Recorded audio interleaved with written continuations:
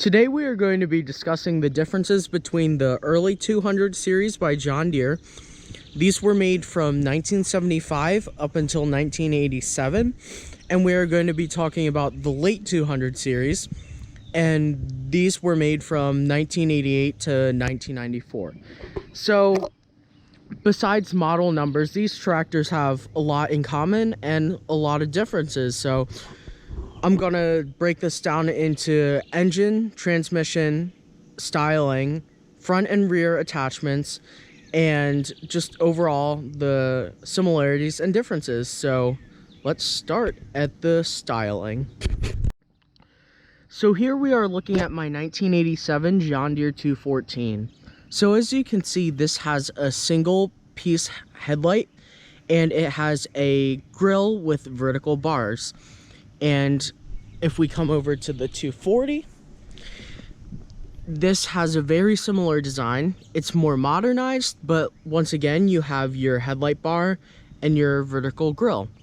And this has the John Deere emblem on the headlight lens. On the 214, it would be an accessory and it would be placed in the middle of the grille. But that's one of the minor upgrades that they did. Also to mention that this one is green and that one is black. So when we come around to the hood, you can see that this is made of plastic. Now this is a one-piece design and it has a lower plastic dash piece. If we come over to the 214, this has a three-piece design. So we have our hood, we have our left side panel, and we have our right side panel. And this gives it more of a classic look. The hood is fiberglass and the side panels are metal. And one thing to mention is that although this hood is plastic, this has a metal grille up front, so that's really neat to see. Moving on to the back side of the machine, you can see that our fender deck on the 214 is rounded off because this is reminiscent of the mid-70s. When these tractors originally came out, these were to replace the 110 and 112, which ran from 1963 up until 1974. So we have this classic, more rounded finish, and we have our gas cap here, and we have our reflectors here. And as you can see, the tires stick out a little bit wider than the fender pan, but the fender pan covers most of it. And we have the 240. Now this has more squared off reflectors and more of a trapezoidal shape, and the fender panel on this is more squared out. This is a two-piece design, so we have the seat base and we have our tunnel cover. Now, our gas cap for this one is underneath the seat. And one thing to note is that these late 200 series are super nice because you have your toolbox for carrying tools or phone or whatnot.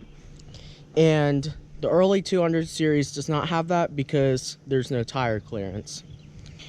Like you saw before, this seat flips up and you can actually adjust it on the go. And if we take a look at this on the 214, this does not flip up, and there's an adjustment underneath there, so you cannot adjust it on the go. So moving on to operator stations, we have our gear shift here, we have our clutch brake pedal here, we have an emergency brake here, lower deck adjustment, and down here we have our key switch, steering wheel, we have our headlight control and optional taillight, PTO for the front or rear attachment or mid mount, and we have our variator. This controls speed, so even though this is a gear drive, this gives it more combinations, so you can basically use it like a hydrostatic transmission. And we have our lift lever right here. And we have our throttle and choke and amp meter on this side. Moving over to the 240, let's start at the dash. We have our steering wheel. We have our throttle control. Instead of an amp meter, they went to a battery light, and on this we also have a fuel gauge, more like a fuel light.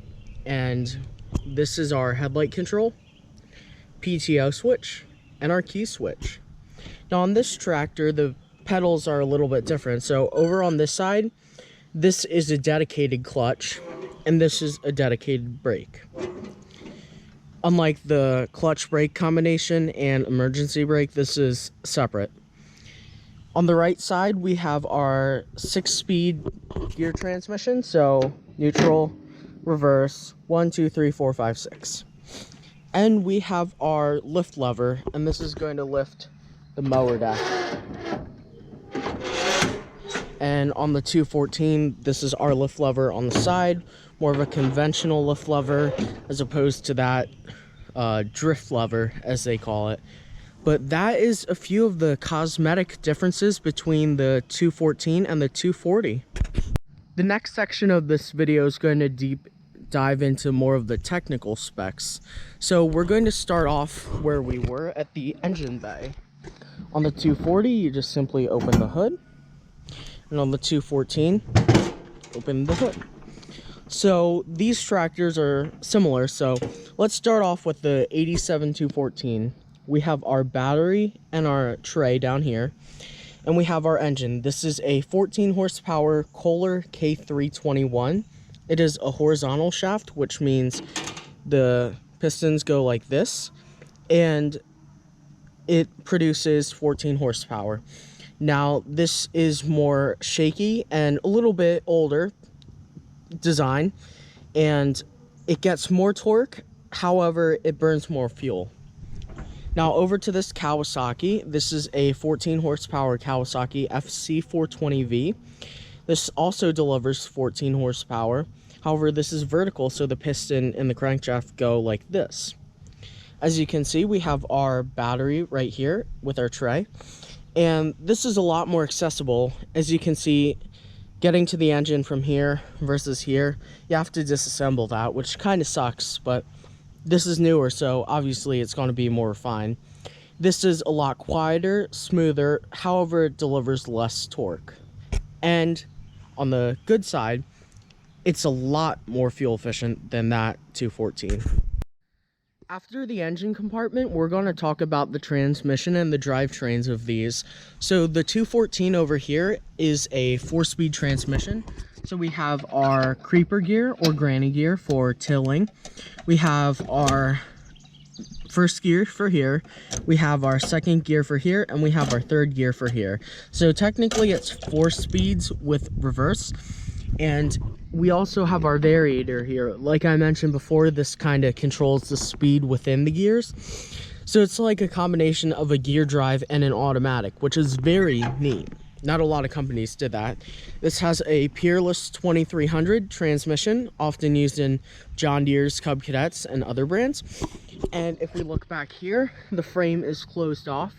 As you can see the axles, but the back covers it. Over here we have a 6-speed manual transmission. So reverse, neutral, 1, 2, 3, 4, 5, 6. This is on the side as opposed to that. So you have more room for yourself on this operator station. And as you can see, it's still somewhat closed. However, you can look in. There's a dipstick there, and there's just more access for it. But both of these transmissions are super durable. That is also a Peerless. You can plow a field with it. You can snow blow. However, this one is a little bit more durable than that one. But these still are super capable transmissions, and they will last you a lifetime. These tractors are garden tractors, so that means that they can do ground engaging tasks or put front and rear attachments on them. So I do not have any front attachments on them or rear attachments on them now, but I will show a picture. So this one is the 87-214, and it has a front lift rod that goes back to the center of the tractor, to what's called a rock shaft, and that connects to the lift lever over there, and it helps you raise and lower the blade from the front. Nothing goes to the middle except the rock shaft and the link.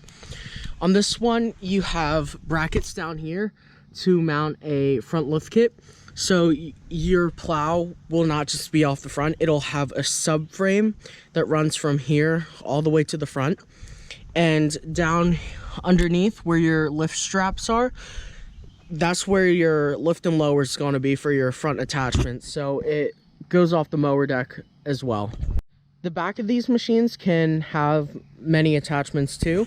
One of the attachments is a sleeve hitch, and it basically allows you to pull a plow, a disc harrow, or a planter, and it will mount in this hole right here, and there's a congruent one on the other side, and it uses the mower deck lift as well, like the front implements, to raise and lower. And as you can see, there's an assist spring here. You can crank it up to make it easier to lift, or crank it down to make it harder. And right here is where your bagger is going to mount.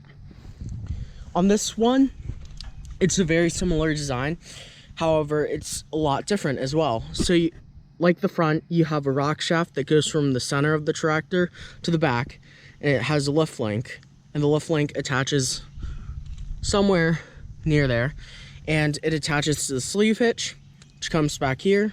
Sleeve hitch attaches in one of these two holes here, and then you can use a plow, disc, or whatnot. And as you can see, this is the mount for the bagger right here. So a little bit different, a little bit similar, but that's a little comparison between the back of an early 200 series and a late 200 series in terms of attachments. So that's a little bit about the similarities and differences between my 87-214 and my 88-240. Now that I've had some of these machines for years and years, I know there are differences, and I accept them. For example, this one is an older design from 75 or even 68, and it's going to be a lot more clunky. I mean, turning radius, it's worse than a semi-truck.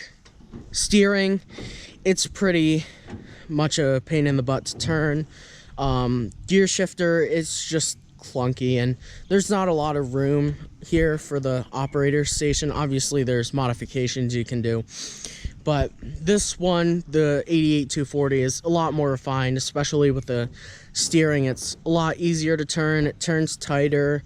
The 6-speed gear is in a very nice location, and there's just a lot more room. And I understand now the concept of modern versus classic. Although these were made a year or even maybe less apart, it's just super neat to see the differences and similarities between the two, besides engines, transmissions, and styling. But I've grown to have an appreciation for both of them, and it's not too often that you see back-to-back model years next to each other, especially with tractors that replace each other. But that's gonna wrap up this video for the final.